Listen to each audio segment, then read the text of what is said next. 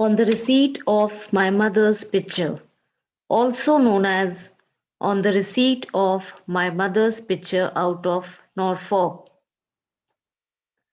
is a 1798 poem by English poet William Cowper, which he wrote because of the love for his mother. William Cowper was born on 26th November 1731 and died on 25th April 1800. He was an English poet and hymnodist. A hymnodist is a hymn writer who writes the text, music, or both of hymns. One of the most popular poets of his time, Cowper changed the direction of 18th century nature poetry by writing of everyday life and scenes of the English countryside. He was one of the forerunners of Romantic poetry. Samuel Taylor Coleridge called him the best modern poet, whilst William Wordsworth particularly admired his poem Yardley Oak. The poem is an elegy lamenting the loss of his mother. The background of the poem: Cooper's mother, Anne, died when she was 36 years old in 1737, when Cooper was 6 years old. Her husband, John, built a monument after she died with an inscription that begins, "Here lies in early years, bereft of life, the best of mothers and the kindest wife." Cooper, then 58 years old, received a picture of his mother in 1790, given to him by his cousin Anne Bodham. In response to her giving him the gift, he said, "Every creature who bears any affinity to my mother is dear to me. I love you, therefore, and love you so much, both for her sake and your own." He wrote in a letter that he would rather have possession of the picture than the richest jewel in the British crown. The poem was written because of how important his mother was to him, and as a result of receiving the picture, completed shortly before his last insanity attack. The poem was first published by itself in 1798, later being published with other poems in 1799. Cooper's most renowned poems depicts the poet at his best when he manages fully to withhold his own personality and permits convention to structure his message. On the receipt of my mother's picture out of Norfolk, written in 1790, which is 53 years after his mother's death and only 10 years before his own. Poem avoids the theme of death and focuses on the mother with only tool available to it, convention.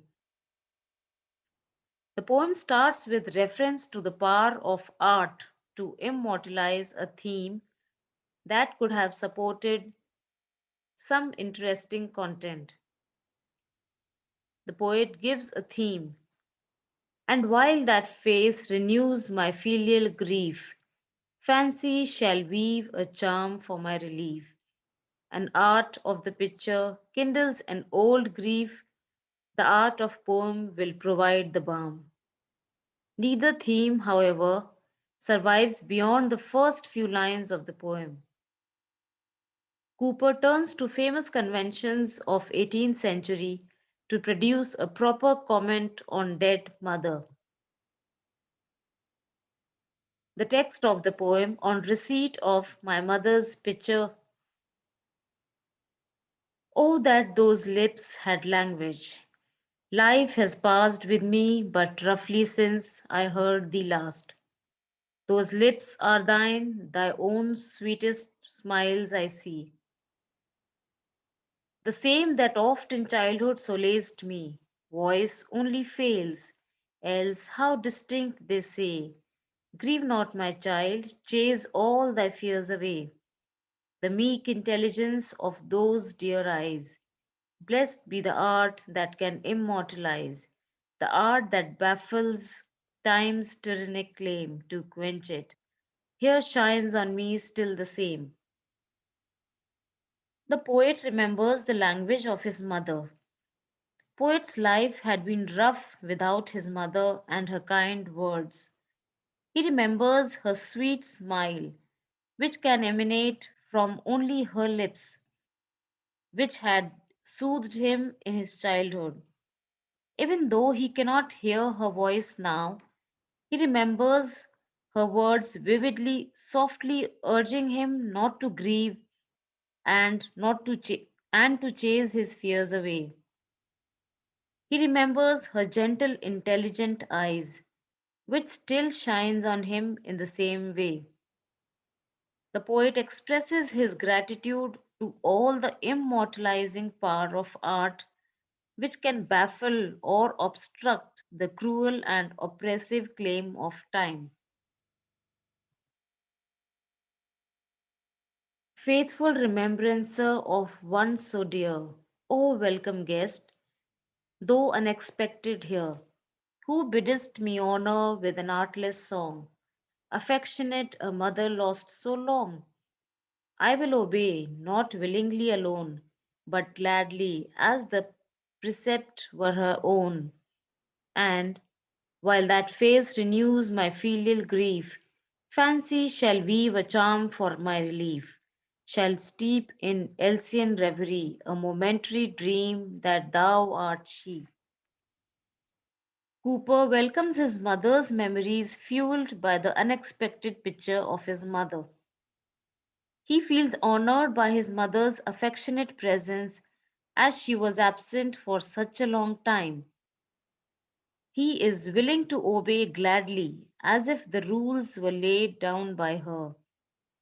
Even though her face in the picture renews his grief as a son, his imagination will weave a charm, that is, create a magic to relieve him, by immersing him in a heavenly dream, though momentary, in which she comes alive.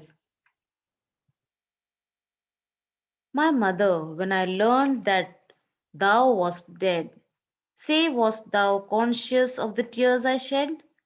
Hovered thy spirit over thy sorrowing son? Wretch, even then, life's journey just begun? Perhaps thou gavest me, thou unseen, a kiss, perhaps a tear, if souls can weep in bliss. Ah, that maternal smile! It answers, yes. I heard the bell tolled on the burial day. I saw the hearse that bore thee slow away, and, turning from my nursery window, drew a long, long sigh, and wept a last adieu. But was it such? It was. Where thou art gone, adieus and farewells are a sound unknown. May I but meet thee on that peaceful shore, the parting sound shall pass my lips no more. The poet then reveals his plight when he lost his mother forever. He launches a series of questions which reveals the pain he went through during that episode. He asks her whether she knew about the tears he shed. Was a spirit hovering over her broken and sorrow filled son, whose life's journey had just begun? He imagines that she must have consoled him with a kiss or a tear if souls' spirits can weep in happiness. He assumes that she is smiling in the affirmative.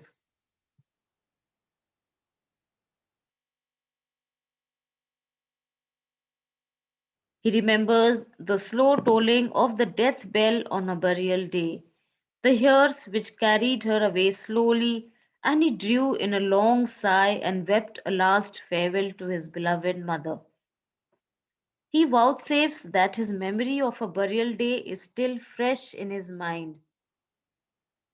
All these memories create a pang of distress in the minds of the readers as well. He contemplates that in her world adieus and farewell might be unfamiliar concepts. He wishes to meet her again on that peaceful shore, so that he does not have to utter the parting words again. Thy maidens grieved themselves at my concern, oft gave me promise of a quick return. What ardently I wished, I long believed, and disappointed still was still deceived. By disappointment every day beguiled, dupe of tomorrow even from a child. Thus many a sad tomorrow came and went, till all my stock of infant sorrow spent. I learnt at last submission to my lot, but though I less deplored thee, never forgot. He remembers how his mother's maidens are possibly the attendees or friends or relatives, filled with grief and concern for him, often gave him promises of his mother's quick return. He wished for her return passionately, believing in their false promises for a long time. The disappointment still lasts in him, and he feels duped every day and tomorrow to follow. Thus, after many sad tomorrows, his stock of infant sorrow was spent. He had to resign to his plight, mourning less for his mother, even though he could never forget her. Where once we dwelt, our name is heard no more. Children not thine have trod my nursery floor, and where the gardener robin day by day drew me to school along the public way, delighted with my bauble coach and wrapped in scarlet mantle warm and velvet cap. It has now become a history little known that once we called the pastoral house our own. He then goes on to lament about the loss of their pastoral house. In the place where they once lived, their names are not heard anymore. Children of other people walking in his nursery. He remembers his gardener Robin, who used to drive him to his school in his bright but cheap coach, while the poet was wrapped in scarlet shawl and velvet cap. All this has become a history. The pastoral house reduced to a short lived possession. The loss of all the childhood warmth is evident in these lines. Short lived possession, but the record fair, that memory keeps of all thy kindness there, still outlives many a storm that has effaced a thousand other themes less deeply traced. Thy nightly visits to my chamber made, that thou mightest known me safe and warmly laid.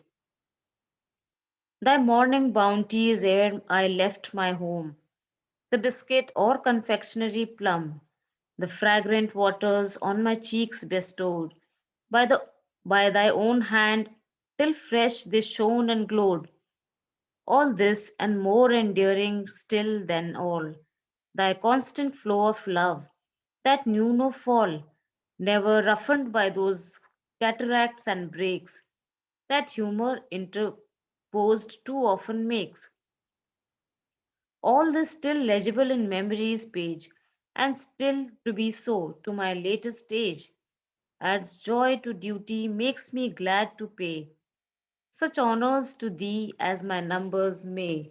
Perhaps a frail memorial, but sincere, not scorned in heaven, though little noticed here.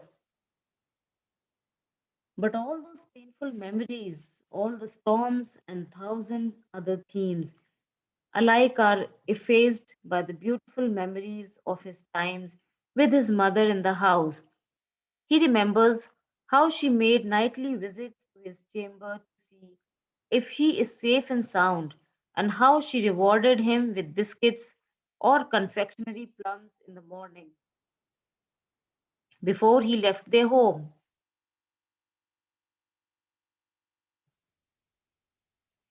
He remembers how she used to apply fragrant waters on his cheeks until they shone.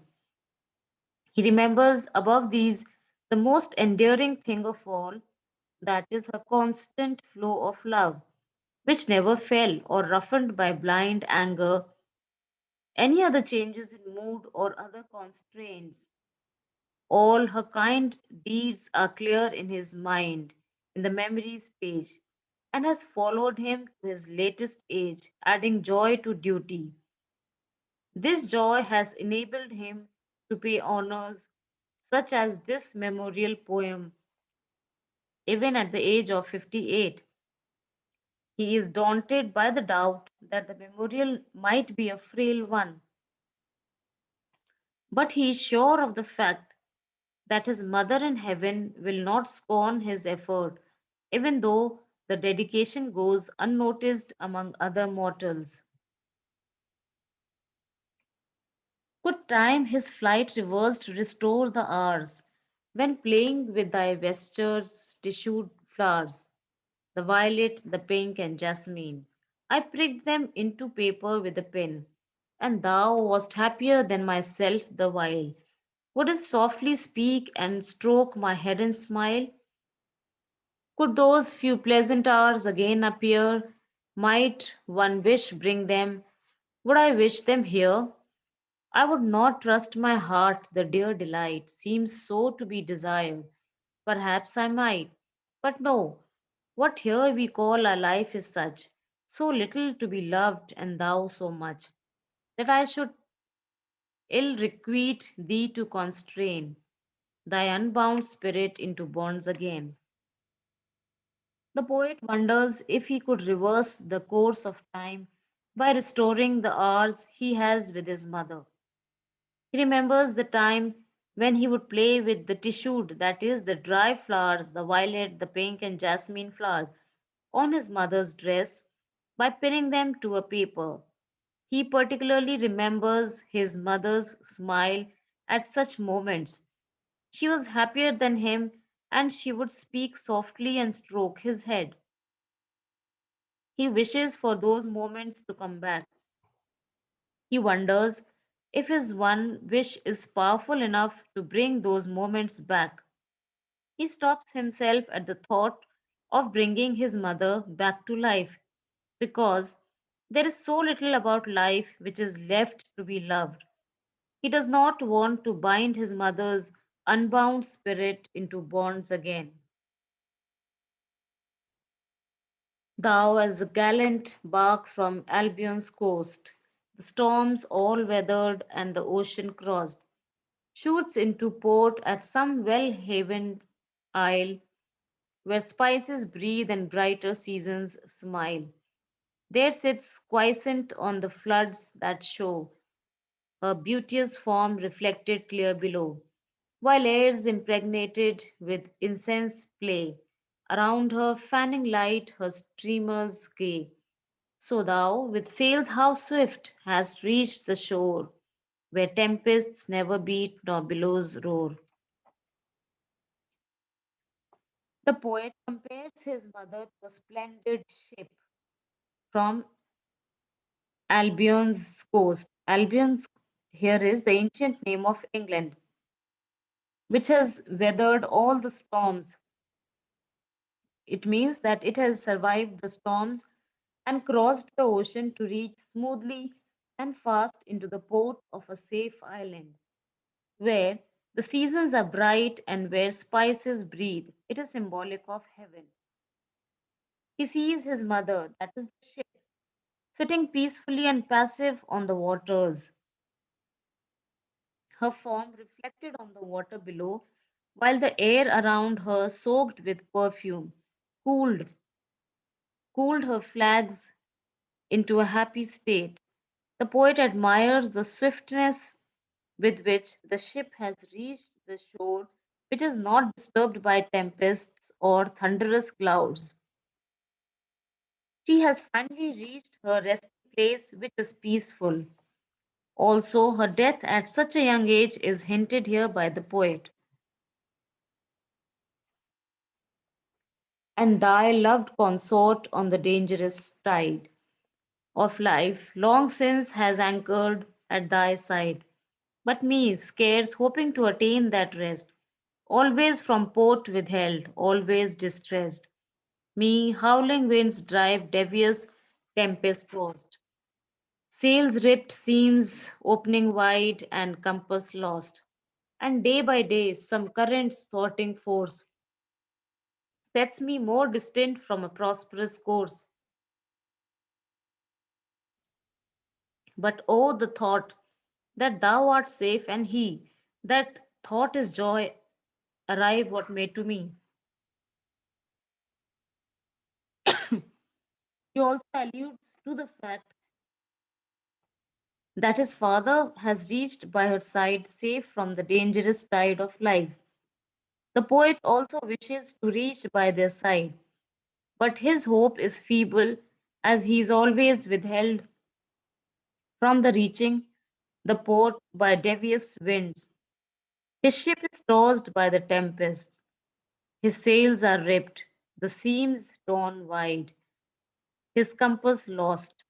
Every passing day brings more challenges to the poet. The current never favors him, and it prevents him from reaching the prosperous course of the safe haven where his parents are. The poet says that he is rather filled with joy at the fact that his parents are safe, whatever his position on earth might be. My boast is not that I deduce my birth from loins enthroned and rulers of the earth, but higher far my proud pretensions rise. The son of parents passed into the skies, and now farewell time unrevoked has run his wonted course, yet what I wished is done. By contemplation's help, not sought in vain, I seemed have lived my childhood o'er again, to have renewed the joys that once were mine, without the sin of violating thine. And thine the wings of fancy still are free, and I can view this mimic shew of thee. Time has but half succeeded in his theft. Thyself removed thy power to soothe me left.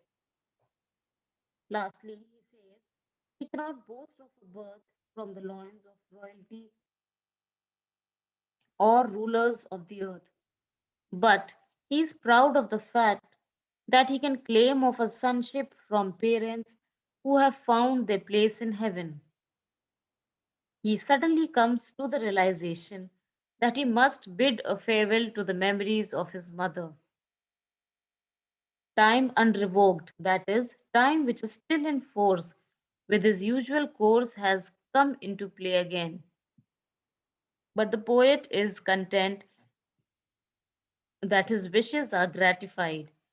By the help of contemplation, he was able to relive his childhood.